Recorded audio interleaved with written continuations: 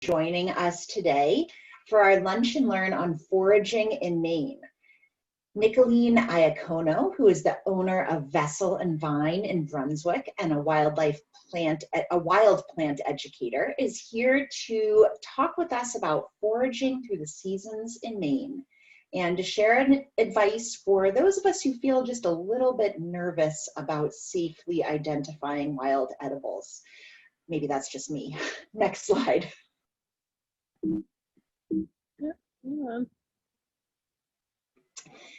My name is Kathleen Neal. I am the Director of Policy and Partnerships at Maine Conservation Voters and Maine Conservation Alliance.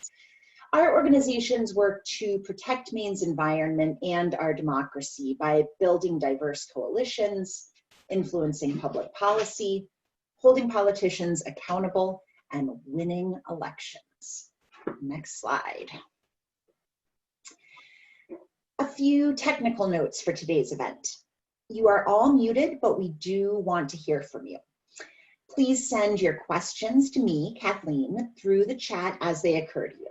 You can find the chat feature by hovering your mouse over the bottom of your screen, and I'll keep track of your questions and ask them during the Q&A session at the end. If you have any technical difficulties during the program, you can message Will Sedlak through the chat. We are recording this Lunch and Learn, and the video will be posted to our website later this afternoon, where you can also find recordings of all of our previous Lunch and Learns. Thanks again for joining us, and Nikaline, I'll turn it over to you. All right, sounds good. So, hello everyone. Thanks for coming to this virtual foraging talk. This is a new thing for me, but I'm excited to get started and play around in this new format. So I'll just quickly introduce myself. I own a business up in Brunswick, Maine. I live in Durham, and I own a retail store. It's a retail wine and beer and now specialty food store. I used to have a bar, which was a major component of my business, but due to COVID, we've been transitioning away from that and expanding the food component of the business. I have a personal interest in foraging and wild foods, and over the years of owning the business, have developed that and increased the presence of wild and foraged foods in my menu. So we often have stuff for sale here that I've foraged. We utilize it in the food that we make, both for retail sale and for the bar. And our cocktail program relies heavily on foraged products. This first photo that you see here of a cocktail is actually a cocktail in which the spirit was infused with black trumpet mushrooms, one of my personal all-time favorites. So it was quite tasty. Please ask questions, send those the questions over through chat. I find that, you know, there's a ton of learning that can happen through people asking questions. I'm gonna just kind of go over, we have some really great visuals in this presentation. I'm gonna talk about some of the different plants and mushrooms that are present throughout the seasons with a particular emphasis on the fall. And when people sign up for my classes, I also teach foraging classes that I should have mentioned before. And we can talk about those a little bit more in detail later. But when people sign up for my classes, they're usually primarily interested in mushrooms, or at least that's what draws them into signing up for the classes. And then hopefully they come out of the class with a lot more knowledge about all of the great wild edible plants that surround us everywhere in this state. But we'll start by talking about mushrooms. And obviously this is a new way to teach about them using a computer screen versus seeing them in person. But just very loosely, when you're looking at the mushrooms that you see or you find in the woods or in the fields or wherever you see them in your backyard, the first kind of important identifying characteristic is when you look at your mushroom, does it have pores? Does it have ridges? Does it have gills? or is it something different altogether? And so if we start on the left-hand side of my screen here, that is a bolete. So that is a mushroom that has pores. And I didn't have a great photo of the underside of it, but it looks like tiny little pores if you look at the bottom of the cap. And then those pores are really it's made up of a bunch of tubes, which is what you see right here, the little darker brown spot or darker brown area. So when we're talking about mushrooms, there's the cap. Can you see, is my mouse visible on this? Yes, okay, good, that helps. Okay, so we're looking at the cap right here, right? And that's made up of the flesh and the pores, or the tubes right here. And then obviously the stem. So this is a pored mushroom. Then we look up towards the top center, and that's a mushroom that has gills. And when we look at gills, you want to pay particular attention to the pattern of them. So do they alternate like that? Do they meet the stem, or do they end before the stem? Those are really all important identifying characteristics. And then we have what are called ridges down on the bottom right. That's a winter chanterelle or a yellowfoot chanterelle. And ridges, as you can see, are much more or much less uniform. They, to me, almost look like veins. And so it takes a while, I think, to feel comfortable distinguishing between ridges and gills, but that's something that will come in time. And then bottom center, we have what is called a hedgehog mushroom, which is a really great fall mushroom that's popping up around right now, although this dry weather is not helping. And that's kind of a wild card. So that's actually, those are spines. Technically, they're called spines, and they literally look like the spines on a hedgehog. So pretty great. So just to start, when you're looking at your mushrooms, start thinking in terms of, let's look at the bottom of that mushroom, see what it looks like. You're going to examine the stem, note any sort of characteristics on the stem, look at the cap, note, is it slimy? Is it more velvety? Is it dry? Is it cracked? What color is it? Does it bruise? Does the flesh bruise when you touch it and press on it? Whether that's the stem, the pores, or the cap. Those are all helpful characteristics that will then help you start to become comfortable identifying your mushrooms. At the end of the talk, we will go over some references that I recommend, some books that I recommend, and some online resources as well. But it's a process, and it's something that takes time. You're not going to come out of a class or out of a short period of time feeling confident going into the woods and being able to distinguish between edible and inedible mushrooms. But hopefully in time, if you take a few classes or if you do enough research on your own, you'll start to be able to narrow it down. So here we have some pretty interesting, unique mushrooms that are present in the woods at this time of year. Like I said, it's been a very dry year. And that's pretty unfortunate in the world of mushrooms. The lack of moisture either causes them to dry out before they're fully developed, or it causes them to just not grow at all. So on the left side of our screen, we have a mushroom, and I tried to write both a scientific name and the common name. As you progress in your wild food identification, you'll find that it is actually very helpful to get comfortable with the scientific names. And it can give you some clues as to the characteristics of the mushroom or the plant as well.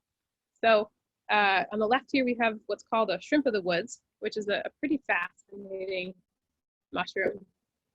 It's actually, there's a little bit of dispute in the scientific community and in the mushroom community still as to exactly how it comes to be. There is a mushroom called the honey mushroom, Armillaria mellia, and it's believed that the honey mushroom is parasitized by another mushroom, and the shrimp of the woods is what comes out of that process. There's some people that believe that it is the other way around, that it's the honey mushroom parasitizing the Entoloma. So it's not fully known yet, actually, which way it goes.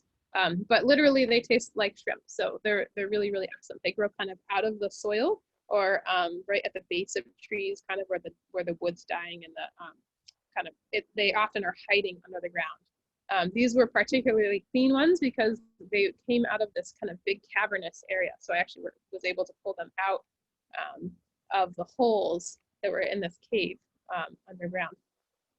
An important thing as you're talking about mushrooms are the associations between mushrooms and specific trees. So an important part of mushroom identification is getting comfortable with your tree ID. And that's a great project for the winter time. And you know, we could geek out on that for ages. That's something that is, I find,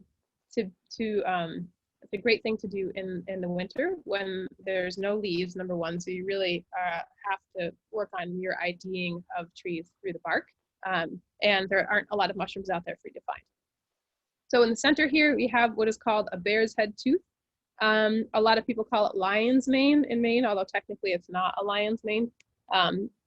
And it is definitely coming out at this time of year. So this is kind of prime time, bear's head tooth season. I have very good luck finding them on beech trees, specifically like diseased beech trees. So in Maine, we have what's called beech bark borer disease. And you can find these kind of growing out of the diseased portions of those beech trees.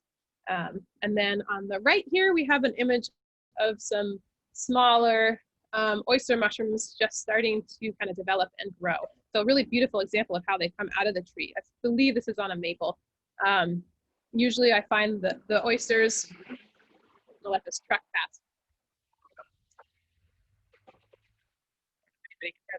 I'm on my porch at Vessel and Vine right now. So you can find these oysters, and at this time of year, I often find them on maple trees.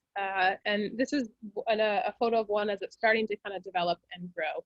And I have some images farther on, I believe, of some oysters that have progressed. So at this time of year, you are finding what is called Pleurotus austriatus. And there are other types of oysters that pop up at different times of year. So Pleurotus pulmonarius is often found kind of in the middle of the summer. It's a little bit paler in color. And again, a little bit of variation on what the trees, the host trees are. Pleurotus populinus grows on poplar in the spring. So that's what's called spring oyster. And then Pinella, or I guess now it's called Sarcomyxa or Sarcomyxa serratina. You'll learn that in the world of mushrooms, the scientific names change every day, and it's great because it means they're making headway into categorizing and organizing them and understanding more about them. But it's a real pain in the butt too. So Sarcomyxa is a little bit different of a type of oyster. Some people categorize it; they call it like a fall oyster or like a late fall oyster. Totally different in looking. I don't think I have a photo of one. Here we have some really fun mushrooms. This was probably, my guess is this photo was taken just a touch earlier in the year, a couple of years ago. So if we go to the top left, these are, I think there are a couple of different types of boletes here. But if anybody's familiar with what is called the porcini mushroom, right? Speaking from a culinary perspective, that is in the bolete.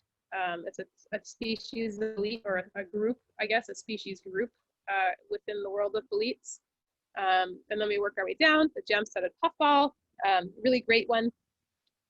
When you're finding puffballs, you want to make sure that you bisect them. So you slice them down through the middle. It's a really important part of identifying puffballs and then determining whether they're at the peak point of edibility. And so they should be completely white on the inside.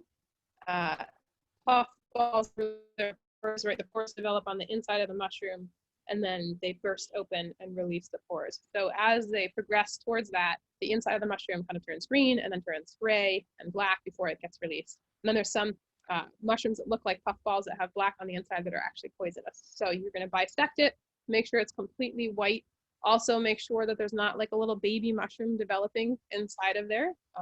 There are mushrooms, specifically amanitas, which are poisonous, that come out of what's essentially an egg sac. So they come out of this little sac. So when they're young, they're often mistaken for puffballs. But when you cut it open, you can see the little baby mushroom developing in there. Then bottom left, we have yellowfoot chanterelle or winter chanterelles. These are small little mushrooms. They have ridges, right? So we see right here an example of what are called ridges. There's a couple different types of smaller chanterelles like this. And they're fairly common at this time of year, although because of the dry weather that we're having, we're not seeing a lot of them. Then bottom center, we have black trumpet mushrooms, which is one that everybody pines after, and again, are fairly weather dependent. This season, I found them at this time of year in the past, but this season, I think because of how dry it is, we're pretty much done. Then bottom right, we have hedgehog mushrooms. There's a bunch of different species of hydnum. The two main ones are the rapandum and then umbilicatum. Umbilicatums have like a little indentation on the top of the cap. It looks like a little belly button. So that's just a clue from that scientific name, and they're a little bit smaller. Top right, we have chaga, which grows only on birch trees, grows on the tree. It's a great mushroom to find in the winter where there are no leaves on the trees. It's not one that you would eat, but it has really great medicinal properties. It's very hard. And then top center, we have golden chanterelles, which is another one that is pretty highly sought after. It was a tough year for chanterelles. So as we're talking about cooking mushrooms, I really recommend people when they think of cooking them, the simpler the better. Honestly, just sauteing with olive oil, salt, a touch of garlic, to me is the best way to do it. You can sub in butter for olive oil, but really, you want to highlight the flavor of the mushroom. So I really recommend just keeping it pretty simple. Here we have some big fall mushrooms. Chicken of the woods on the left is a really great mushroom that grows pretty much throughout the season. So starting in June, usually I find them all the way into the fall. It is a mushroom that does cause some sensitivity in certain people. And there's some theories around that. I would say just look it up and do some reading online. My personal theory is that it has less to do with the mushroom and more to do with the stage of development. As this mushroom grows, it becomes very fibrous. And then I think it's very hard for your body to digest the fibers. And I feel like people often are reacting to that versus having a reaction to the actual mushroom itself. So this right here is an earlier phase of it, and this will get a lot bigger from this point. But I really prefer harvesting them when they're young because they're super tender. And they literally are called chicken of the woods because they have that texture of chicken. But you want them to have the texture of like nice tender chicken, not a dry, disgusting chicken breast that's been overcooked, which is really what it tastes like as it progresses. And you just think about that. If you can slice your knife through it easily, then it should be good to go. But certainly one to start out with a small amount of, and then make sure that you don't have any sort of reaction. On the right here, my daughter and I are holding some monster hen of the woods, which are really coming out at this time of year, and they'll continue for the next month. They grow at the base of oak trees only, and I really find them most often at the base of oak trees that are growing at the edge of farmland. So if you're driving down old Maine roads and you see those big tall oak trees at the edge of like a cow field or some sort of field, butted up against a stone wall, in my experience, that's where you find them. And I don't know why. Maybe it's some sort of change in the makeup of the soils, the microbes in the soils is my guess, because it's been farmland for a long time. Big old oak trees that are in the front yards of old farmhouses, you can often find them there. Don't find much in the woods, hiding at the base of oak trees. We're getting into some plants here. Top left, we have turkey tail, Trinidis versicolor. This is another great medicinal mushroom. We're not going to talk too much about medicinal plants and mushrooms today, but that is a really great one. Has really high in antioxidants. It's really good for your immune system, and it's very common in Maine. So it's one that is super plentiful and easy to find. Bottom left, high bush cranberries. The viburnum family. There's tons of different viburnums in Maine. Tons of different berries that come off of those viburnums. There are a lot that are edible. There are less that are palatable. This is one that personally I don't really enjoy. It's absolutely beautiful. I've tried to play with it. I've made jams out of it. The jams, in my experience, just end up tasting like dirty socks. So, but you can eat it. So go out there and give it a try. But they are beautiful looking. On the right here, we have a shot from a cocktail class that I taught up in Waldoboro last year. And there's some really fun plants on there. So we have high bush cranberry, we have chaga, which we already talked about, and we have northern bayberry. Bayberry is a really great plant that grows everywhere in this state. It's fairly easy to identify. Those are the actual berries right there that you see. In New England, historically, candles were made with the berries. You boil them, and the wax that comes off of the berries that was used to make candles, especially down in Cape Cod, where I'm from. But the leaves, you can substitute for bay leaves in your cooking. Very easy to just go out, pull some leaves, or just even break off a little branch. I just have one hanging in my kitchen at all times. Really great in infusions as well, really excellent. And I make a lot of vermouths at Vessel and Vine, and I utilize bayberry a lot in that as well. Bitters, I've made some really great bitters using bayberry leaves. Bottom right, we have autumn olive, which is one of my personal all-time favorite edible plants in this state, and it's prime autumn olive season right now. That being said, because it's been so dry this year, I have had definitely I've really seen them, the berries are drying up really quickly, so you kind of have to get at them. And then what happens is the birds come and they just kind of swipe them all. They take them all away the closer that we get to winter. But they are drying up pretty quickly this year because of the lack of moisture. Autumn olive berries, there is more in another slide, so we'll continue and I'll talk about them in a little bit, but really great food. Here's that northern bayberry on the left again. In the center, we have two different types of sumac. So the top one, the smooth sumac, I actually didn't even realize that it grew in Maine until I found a patch of it last year. I knew it grew down in Massachusetts, but didn't realize that it came up this far north. So we have smooth sumac in Maine, and we have staghorn sumac. These are not to be confused with poison sumac. It's a completely different plant. It looks completely different. So really no fear there of misidentifying it. You see staghorn sumac growing along the roadside everywhere in Maine. It's absolutely everywhere. And it's a great edible food. It's a pain in the butt to process it. And so I'll just share a few tips that I've learned over the years. Traditionally, there's a Middle Eastern spice called za'atar that utilizes sumac in there. And so the traditional way to process it is to pull the berries off of the stem.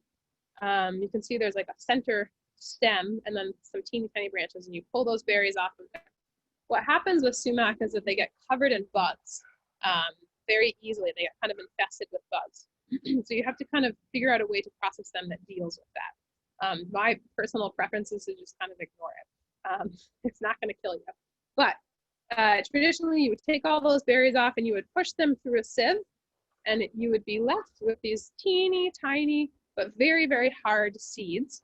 And the fuzz that's on the outside, which is where all the flavor is. It's got really bright, tart flavor. So really great levels of vitamin C, really great substitute for citrus in your cooking or your cocktail making. And you rub those seeds against the sieve and the fuzz falls through, and then you use that in your cooking. I find that to be very labor intensive and a pain in the butt.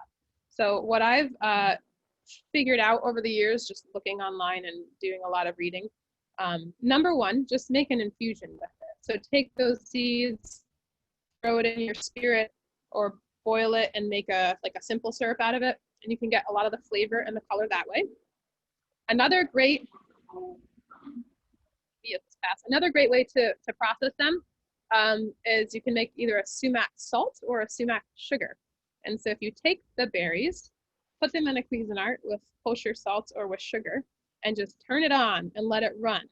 What will happen is the sugar or the salt will abrade the fuzz off of the outside of the berry. You'll be left with the hard seed on the inside, and so it'll be separated. And then your sugar or your salt will be colored pink, and will have that flavor infused into it. And then you just run that through a sift it, and then discard the seeds. So, and then you can use it in your cooking. You can use it as a garnish. It's really, really fun to use at that point. And then on the right, we have black walnuts. Really, really labor intensive to use. I used them in a dinner last fall and it took a lot of work, but it was absolutely delicious. They have a much different flavor than traditional walnuts. They're a little bit kind of sweeter and more oily and rich in flavor, almost like kind of more milky. But again, that black, that's my hands were stained yellow for weeks after that. So you want to be careful. So the outer kind of husk looks almost like a coconut husk, right? And that's bright green. And in the fall, we're almost there. We can start harvesting them now. And a lot of times people will run them over with their vehicles actually because they're super hard to get that outer husk off. And then you can see in the photo here, we have the shell just under that black, traditionally used for dyeing. And then you need to figure out a way to crack open that. And you can utilize nutcrackers, but I often would just bang them with a hammer because they're even too hard for nutcrackers a lot of the time. Here we have some autumn olives and a really good cocktail that was not made with autumn olives, but was made with mushrooms. So here you can see a visual of the autumn olives up close. And here's the bush that they grow on. The underside of the leaves are glaucous, so they're like a silvery gray-green. And you can see the berries when they're fully ripe are bright red, but they have these little silver dots all over them. Again, a plant that's considered invasive, you can find really all over the place in Maine. It's on the invasive species list for the state, which we don't need to get into here. But I find it to be an incredibly delicious, incredibly useful plant, and it's very, very good for you. So autumn olives are super high in lycopene, just even more than tomatoes. And I just treat them as pomegranate seeds. You can just eat them raw by the handful or in your salads, or process them into jams or jellies. Fruit leather, oftentimes people will substitute them for tomatoes, so making an autumn olive ketchup is a great way to utilize them. Here we have some aster flowers, which are just absolutely beautiful at this time of year. And totally edible, not something that have a ton of flavor, but I really love using them just as garnishes in salads or on drinks. If you think about chrysanthemum tea, which is very traditional over in Asia, similar concept. You can dry them, you can make tea out of them, you can just eat them, the leaves as well. They have a pretty intense herbal flavor, but I just love using the flowers as garnishes, and it's such a great plant that we are surrounded by at this time of year. Milkweed. Milkweed is my absolute most favorite edible plant in the state. And obviously we're competing with the monarchs, so we don't want to eat all the milkweed in the state because that wouldn't be very good. But I think that some responsible harvesting of milkweed in areas where there's large populations of it is gonna counter, kind of our reliance on factory farm food. I think that's a good thing. So I'm an advocate for planting milkweed on your property, obviously for monarchs, but also just as from a culinary perspective. There's a number of phases at which it can be eaten. We're through that time. By this time of year, there's no edible components of it. But in the early spring, when the shoots start to come out of the ground, and they're, I would say, like 6 inches or maybe a little bit taller than that, you can break them off and cook them as if you were cooking asparagus. So just a light saute in olive oil with some salt. Some people will blanch them first. Some people even boil them, but to me, boiling pulls all the nutrients and the flavors out of there. One note of caution, milkweed does have latex in it. So just be aware of that. If you have a latex allergy, don't play around with milkweed because it will probably irritate you. As you cook it, it neutralizes it. So those shoots in the very, very early spring. And then as the plant gets taller, you can break off the tip and cook it the same way. As the plant develops, before the flowers are opened and as they're little buds, you can take those buds, cut them off. And again, you don't want to take all of the buds off of the plant, right? Because then it's not going to produce any flowers, but maybe take, a third of the buds on per plant. And there are these little clusters of buds, and you can saute them up and they taste like the best broccoli that you'll ever have had. So they're really great at that stage, just sauteed. You can throw them in your pastas, you can do it in pasta salad, whatever you want. They're super delicious. And then the buds open into flowers, and the milkweed flowers have the most amazing aroma. It's really tropical and beautiful. So if you've never smelled a milkweed flower, next year, smell a milkweed flower. It's lovely. And then you can use them just raw. I'll infuse them in vinegars at that stage. Use them as garnishes on my cocktails, throw them in salads. And then after it flowers, then the pods develop, right? Which is what we see right here. And these are pretty small. I don't think you can gauge the size, but I would say 2 inches or smaller. When you pick them at that stage, they're going to feel fairly firm. And again, you don't want to take all of the pods on each plant. But at that point, you can do the same thing, saute them, blanch them. I really like doing a quick pickle at that time. They're really great. It's just as little pickles. On the right here, we just have a little foraging basket. Everywhere that I go, every walk that I take, I usually try to bring my basket, and I inevitably find something. Here we have some hazelnuts. So in Maine, we actually have a bunch of really great edible nuts. This is just an image of 2 of them, the American hazelnut and the beaked hazelnut. I have really poor luck with them. And I think a lot of people do because of the fact that we're in direct competition with all of the squirrels.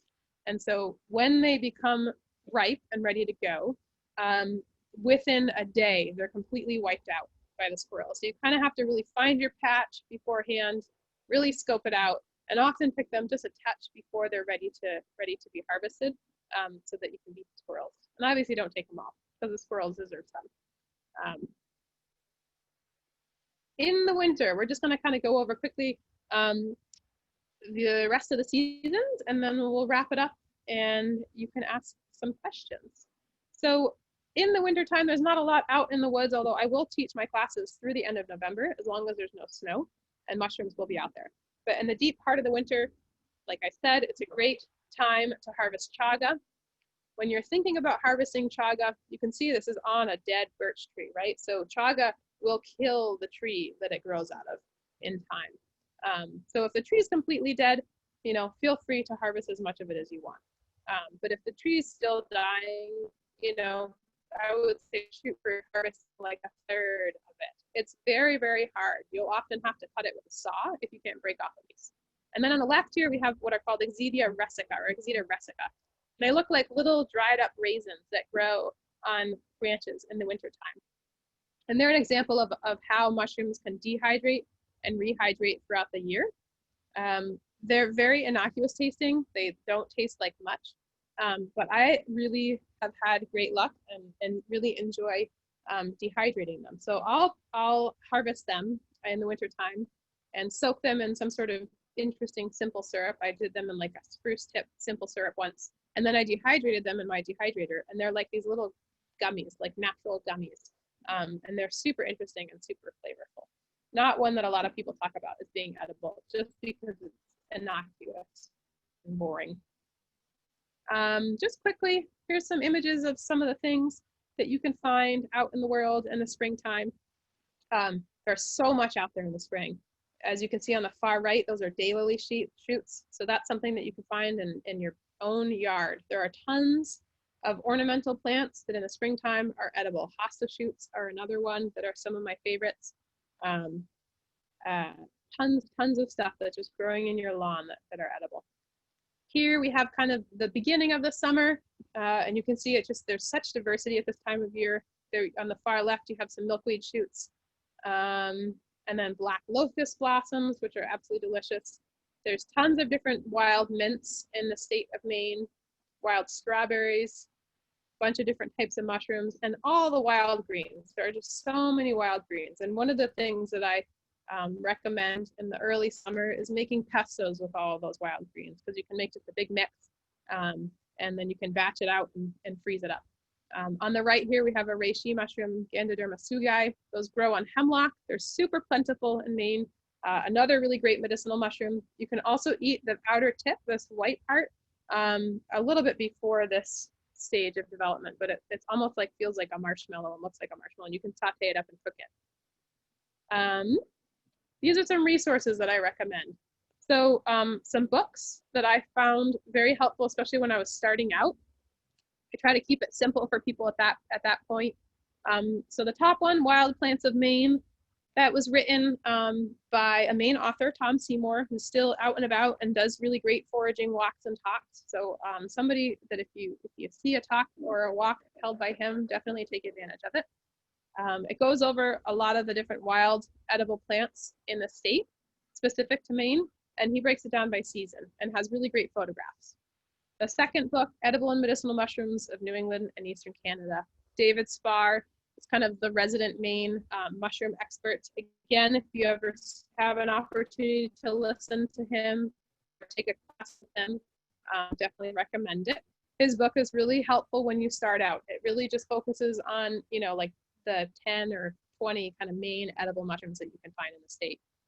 I find that it can be really overwhelming to get a more comprehensive mushroom book when you're first starting, because there's just so much in there. So I recommend just starting simple and then expanding in time. And cross-referencing when you're looking at mushrooms is a very, very important part of it. There's a couple of different Facebook groups that are very helpful, and their membership has grown exponentially in the time of COVID. So 2 groups specifically, Maine Foragers and Maine Mushrooms, but really great resources. You can post a photo on there, you can ask questions. It's really great just to take a look and see what people are posting. Gives you an idea of what's out there throughout the seasons. Really, really good resource. And I do teach foraging classes, like I noted earlier. This is the schedule for the next month.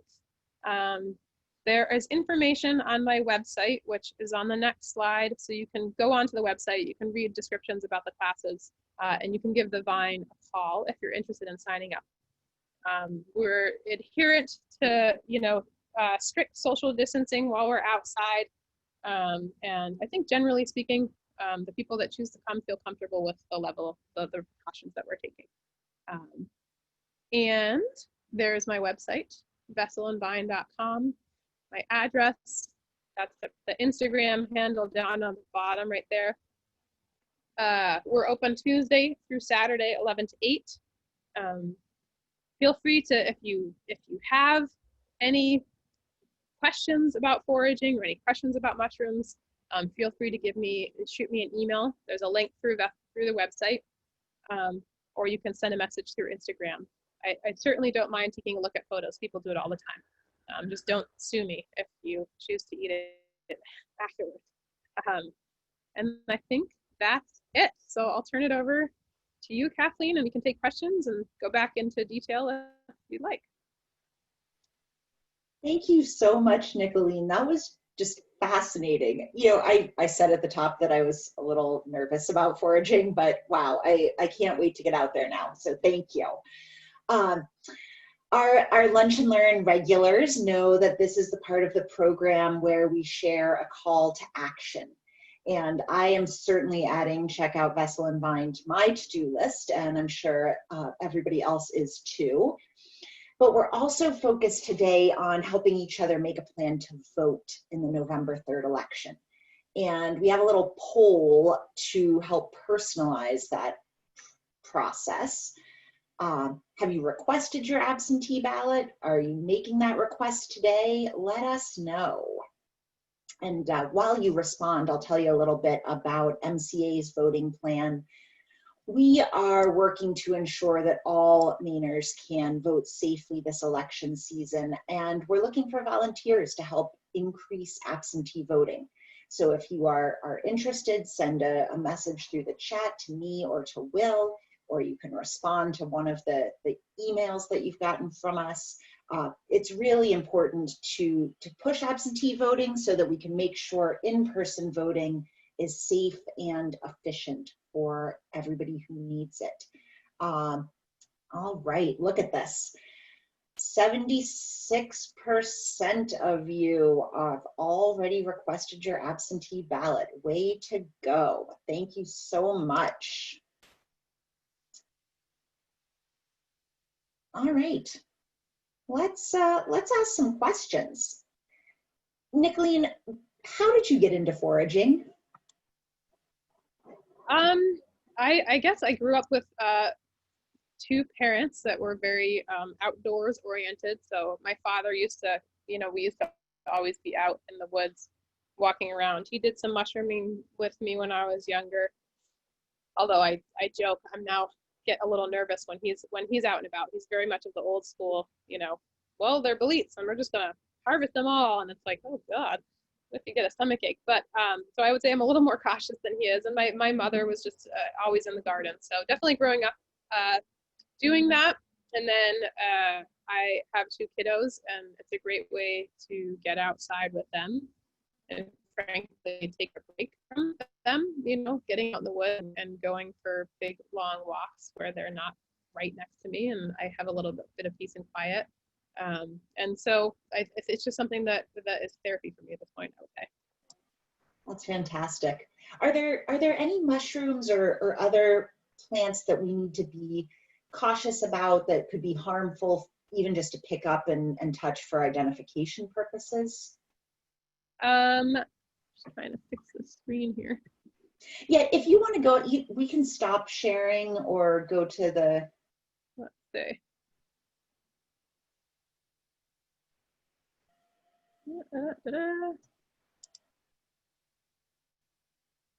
How do we do that? There we go. So that worked? Works, okay. Definitely. Okay. So there are, there really aren't. Like you're not going to die from touching a mushroom. So, there are mushrooms in Maine that are fairly poisonous, and if you were to eat them, could die. But at the same time, I my goal in teaching these classes is to kind of minimize the level of fear, because I think people have this kind of irrational level of fear around plants and mushrooms and harvesting them. I think doing your due diligence, being very careful, but picking up a mushroom to take a photo of it or to look at it closer is not going to kill you. I would discourage letting little children from doing such things that have more of a proclivity to put their hands in their mouth. But no, I don't think that that's really a risk. And as you become more experienced in foraging, the taste and spit test is actually a very important part of identifying mushrooms. So if you take a little nibble of something that you have a feeling is edible, and then you spit it out right away, you can get a lot of information from that. So pretty common, especially like if you're trying to identify a bolete, a different type of bolete, or there are other mushrooms that some have like peppery taste, some have less, like a bitterness to them. Some are very sweet. So, yeah. Thanks. I love that that idea of really reducing the fear and getting out there and trying things. Do you know, are you familiar with the Picture This app? Is that something that we could use for identifying mushrooms? I certainly don't encourage that for mushrooms. I think that there's value in it for plants, but I think that that encourages abandoning a level of caution in mushrooms. So I don't encourage that to people. And I don't honestly think that the apps have been developed for mushrooms, and I think that they do a pretty poor job in my experience. So, I really recommend getting taking classes, obviously, getting a few ID books, and really taking the time to, take photos of mushrooms every time that you're in the woods, bring them home, try to identify them that way. There's nothing wrong. There's a lot of, people that are fairly critical of picking a mushroom to identify it. I do not think that there's anything wrong with that. Pick a mushroom, take it home, and spend the time identifying it. Taking spore prints, which is something that I didn't discuss, which is very, very important part of identifying mushrooms. So the color of the spores that the mushroom release, and even if you look at them under a microscope, the shape are important identifying tools. So I'd say cross-referencing a couple of different sources, asking an expert, utilizing those online resources, they're very helpful. Any of those things I think are much more important. And I think those plant ID apps are helpful for plants. But again, if it's something that you're going to put in your mouth, I would work on, using a different source other than that. Thanks. When we're harvesting mushrooms, should we take only part of the colony? Is it okay to take the whole thing? Will it grow back? What do we need to know to be sort of good, Yeah, there's good a lot neighbors? of, I think there's a lot of misinformation around all of that. So they come from under the ground. So mushrooms come from a huge mycelial network that is present under the ground, under the soil, or in inside the tree essentially. So picking a mushroom is not going to really disturb that mycelial network. You don't necessarily want to harvest all of the mushrooms because you want to leave some to let them release their spores as well. So I think, harvest some, but not all. But, a lot of people are like, cut the mushroom and don't pull it out. I really don't personally feel like that pulling a mushroom out and taking the little bit of mycelium that's connected to the base of the stem is going to make much of a difference, because that network is huge. The largest and oldest living organism is a colony of honey mushrooms out in Oregon. I mean, and it spans thousands of acres. So there's a really great movie that just came out called Fantastic Fungi. So I recommend watching that too. Pretty interesting movie. Yeah, that sounds great. Switching gears a little bit, you mentioned wild greens. Could you tell us a little bit more about that? Maybe name some or how Sure. we would recognize Yep. them? Yeah, I mean, in the springtime, the spring and early summer are kind of prime time for wild greens. And there are just so many. Ones that you can find in your yard. There's wood sorrel and sheep sorrel, which are two totally different looking plants, but they both have a kind of a very lemony flavor to them. There's obviously dandelion greens, which personally are one of my least favorite greens out there, because they're pretty bitter and intense, and so you have to use them in conjunction with other greens, or just use them sparingly. Yellow curly dock is one that's really delicious, also kind of lemony when it's young. And again, the more tender the greens are, the more kind of mild they're going to be in flavor. As they develop and they get more fibrous, they get more bitter. What are some other really great greens? There is a plant called jewelweed, which is present everywhere in Maine, and is in the springtime. Those little tender jewelweed greens, those are really delicious. There's a plant called pepper. There's lots of different common names for it, but it's in the Persicaria family. So pepper grass, or smartweed is another term for it. There's a bunch of different wild mustards that grow in the state. Lamb's quarters, shepherd's purse. These are all different sorts of wild greens. Then there's all of the ornamental plants that we have growing in our gardens, which are edible. So sedum, there was an image of sedum in one of my photos. That there's a wild sedum called orpine that grows in Maine, but we all have, not we all, but a lot of people have sedum growing in their gardens. I don't know what the common name is. It's like autumn something or another, the most common one. But that's an edible ornamental. Goutweed or bishop's weed is something that's taken over on my property, and it's super invasive, but absolutely delicious. Almost has like a little parsley flavor.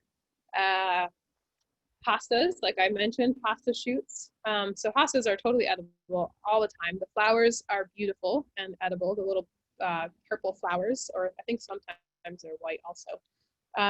But hosta shoots, when they come out of the ground, are one of my favorite edibles in the springtime. And hostas divide aggressively, right? So I mean, they spread aggressively. If you can continually divide your hostas every year, and really treat it as in Japan, it's actually a crop that's farmed. But those little shoots you can cook like asparagus. Daylily shoots, like I said, really excellent as a green. Don't eat too many of them though, because they can be a laxative. So yeah, I could go on, but there's tons out there. Fantastic. I do have many of those ornamentals in my garden, and I have always thought of jewelweed as a nuisance. So thank you for giving me something to do with it. Honestly, beginning of the year, when I started my garden, I had such a hard time pulling out all these weeds because I knew they were edible. And then all of a sudden it just like got out of control, and I was like, okay, I need to do this. I need to actually weed. Primrose, evening primrose is another really great one. Pigweed, which is an amaranth family, which grows all over in the gardens. There's so many that are edible and delicious. All right, we're getting to the I have this in my garden. I have this. Can I eat it? Portion of the questions. Yeah. So one of our participants has a kind of hybrid milkweed in her garden. It's a smaller plant with orange flowers. Is that something that's edible? Do you know without seeing a picture of it? I don't really without seeing a picture of it. I mean, I'm not sure if there's such thing as a hybrid milkweed. I mean, there's different species of milkweed out there, and there are a lot of them that are used kind of more ornamentally. So as far as my guess is that it's totally fine, but without seeing the photo, I would say just do a little bit more research. But yeah, I don't honestly, I could be wrong about that, but I don't think there's actual hybrids. I think there's just ones that have been developed to be, planted ornamentally. So there are, I mean, even just in the state of Maine, there are a number of native milkweeds. So there's a couple of different types that grow. So the one that I talk about, the one that we see the most of is common milkweed, but there's swamp milkweed, which grows kind of along the water. There's a couple of different types. So there's the one that has the little, this is kind of inappropriate, but they have like these little hairy balls on them, and that's literally what it's called. They're fuzzy balls, and it's an ornamental that grows, and the leaves are much thinner, and that has white flowers. I have that in my garden, and I've definitely eaten the flowers. So yeah. Great. There's also someone who has what looks like boletes.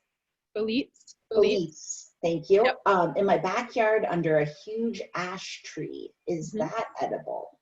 Well, so I mean, there are a number of I mean, I have a whole book that's this thick. I mean, it's 6 inches thick, all on the boletes of Eastern North America.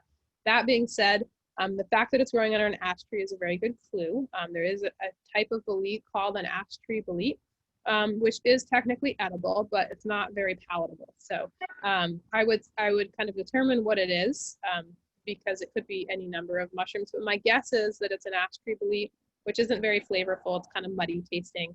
The underside of an ash tree bolete is fairly unique looking. It looks kind of like veined. It's a little bit more veined, the pores.